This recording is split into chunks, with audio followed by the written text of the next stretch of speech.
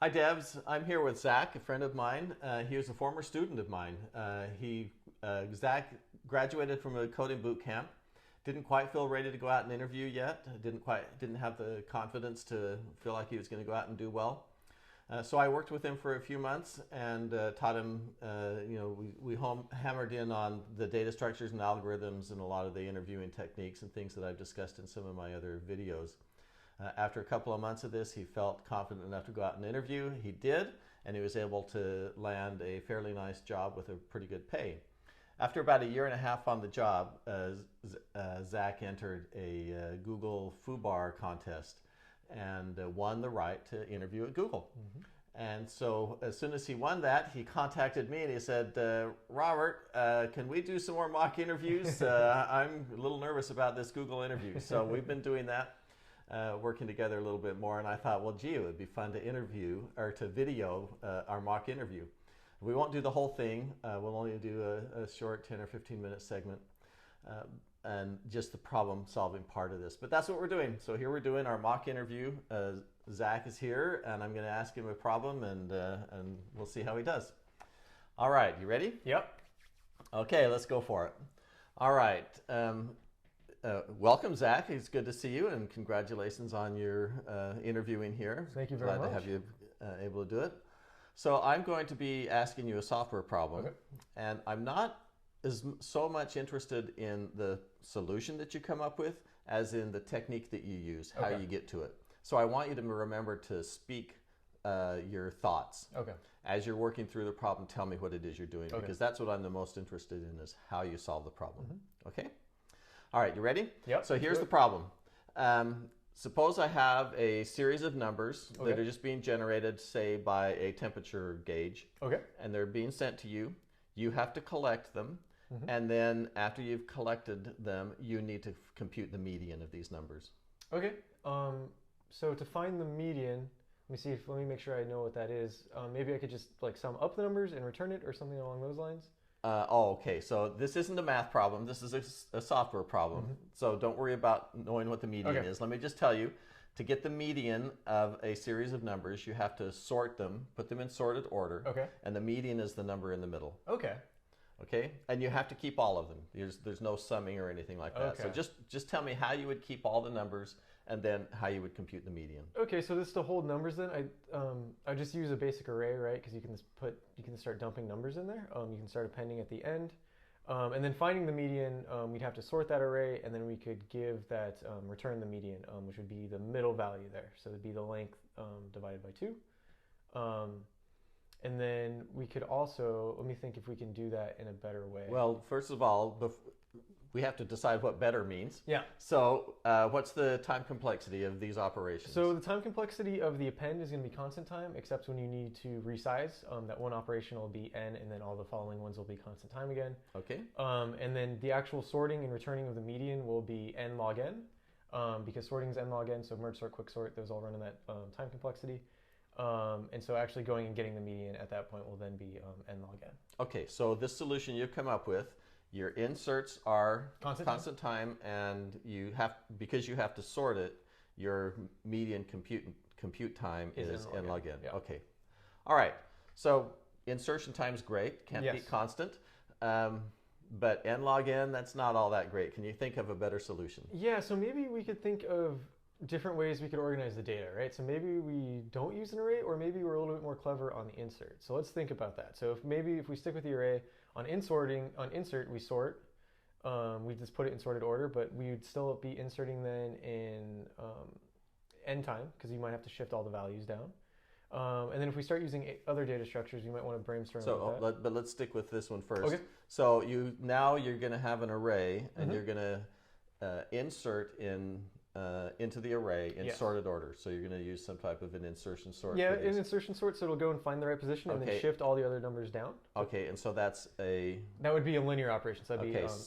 Okay, and then to compute the median now. That would be constant time, because you just take the length. All right, so in this solution now we have insert time is linear and compute time is constant. Yes. Okay. All right, we're not quite happy with that yet. All right. Let's do better. So then if that's the case, then we're going to have to start brainstorming some other data structures we might use. We might be able to use a dictionary. But dictionaries don't, because that would give us really fast insert. But they don't maintain any sorted order, so we can't use that. So that's out. And then we also need to think about. Excuse me. We also need to think about. We need to think of other data structures. There are the words I'm looking for that maintain an order. A binary search tree pops into mind because then we could do operations in log n time. So insert would be log n, so that'd be less than the n. We would just need to figure out how to compute the median. Okay, so we've made big improvement on the insertion. Yes. Over the previous one because it's now log n. Yeah. Because it's a binary search tree. That's good.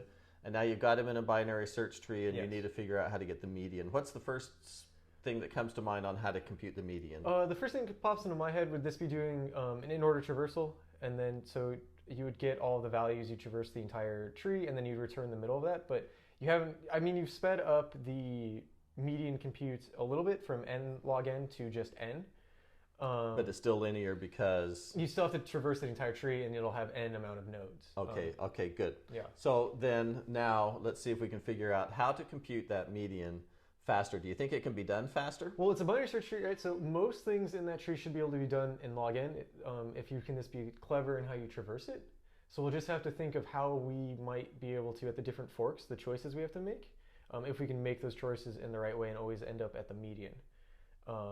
And I'm not quite sure how to do that off the top of my head, so we might need to be brainstorming. Okay. Because binary search tree in a traditional sense, this holds values, but maybe we could store extra info in there, in the nodes. So let's think it through a little bit then. Okay, so let's assume we have a binary search tree, and you're going to try and find the median, and you're going to try to do it in log n, which means you have to, at each step, you have to be able to eliminate half the tree. Okay, so we're at the top. How do we decide whether it's going to be in the left hand or the right hand side? So I mean, with median, it's the amount of nodes on either side of the median, if I'm thinking about that correctly, right? So the median should have an even amount of nodes, numbers on the other side, on both sides. Yes. So we need to know how many nodes are on either side of the root of whatever one we're considering. Okay, so we're at the root, and if you knew how many children, all of the children on the left-hand side, the number of them, and all the children on the right-hand side, how many there were, then you'd know which side to go down. Yeah, you would know which side to pick. Okay, good. All right, so and then once you go down, you've eliminated half the tree. Okay, excellent. So let's do it again. Now where? It'd be the same operation until you end up you wouldn't, because it necessarily wouldn't have to be a leaf node. So how would we think of that? Because if we know, in the very beginning, we know how many nodes there are, so we know which position, which index, basically, if you want to think of it that way, is going to be the median. Let me stop you right there. You're doing great, and that you've got the concepts down. Okay. And yes, there's some tricky little math that you have to do in order to figure out when you're there, and so on, and how to go on. But the part I wanted to get to was, now I've gone down a level. What information do I have to have in order to figure out how to go down to the next level? Yet again, the same thing. Which side has the amount of children on the left and the amount of children on the right of the current node? All right, excellent. Okay, good. So, all right, so now we know the characteristic of this binary search tree is that I have to store what in each node? The number of nodes of its children. The total number of children on the left side of that node and the total number on the right. Okay, good. That's my problem statement now.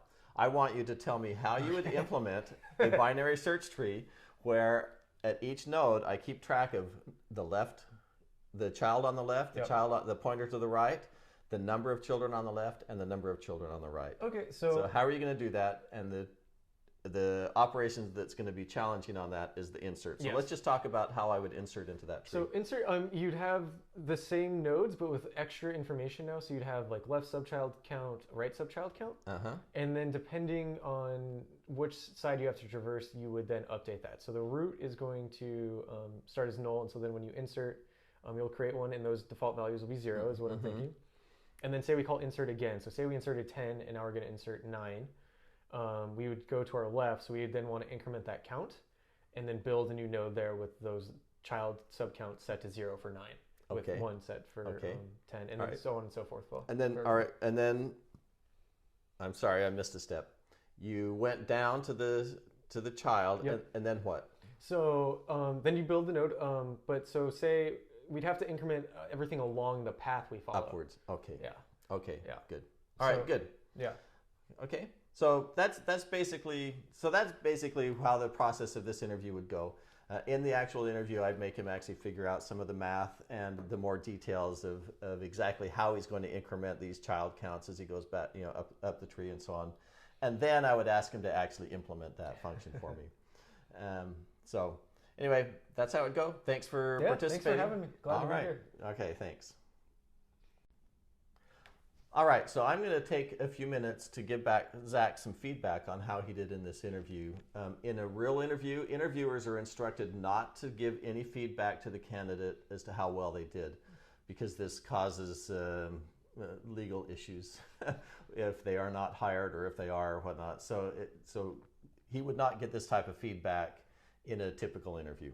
So what I want to talk about is what happened here, what he went through, what I liked, and what I didn't. So what he did, I liked Zach's approach of coming up with a very simple solution, the first one that came to mind, which was the array. And he analyzed it. I had to ask him to give me the complexity on it. That was great. He was able to do it. So I was really impressed with his ability to do the complexity analysis, to come up with the solutions, to understand them, and to talk through with me how those solutions would solve the problem. And then we just iterated from that. We went, okay, that's good. Now let's go a little bit better. And he came up with another one, which was better in one way or another. I really liked how you looked at the trade-offs. You made the median compute faster, but the insert slower, and so on. And then we finally went to the binary search tree. And I was also happy with your intuition that said, hey, I should be able to get the median here in log n time, but when you first thought about it, it wasn't obvious how to get that. Yeah, it's a little bit tricky. It's counterintuitive. You have to think about that. Yeah. Okay, good. So I like that, and actually, so I think you did really well in this interview, Zach. And I think if you can keep those same types of things up in your actual interviews, you'll do well. Now, there's a lot more that's going to come into your interview, and we'll spend some time talking about those, and they'll assess a lot more other areas and things. Okay. There will be also, unfortunately, some personality. Do you get along with the person that you're interviewing? and so demeanor and how those things come across. But it went well. So thanks. That's how I would give. That's how I do assess how Zach did in this interview. I thought he did well. All right. Thanks.